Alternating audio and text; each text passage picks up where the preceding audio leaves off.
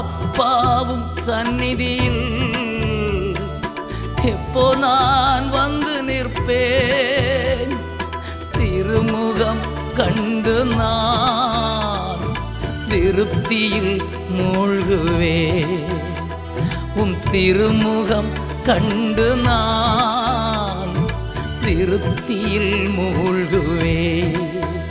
நீங்க போதும் ஏசப்பா, உங்க சமூகம் எனக்கப்பா. நீங்க போதும் ஏசப்பா, உங்க சமூகம் எனக்கப்பா.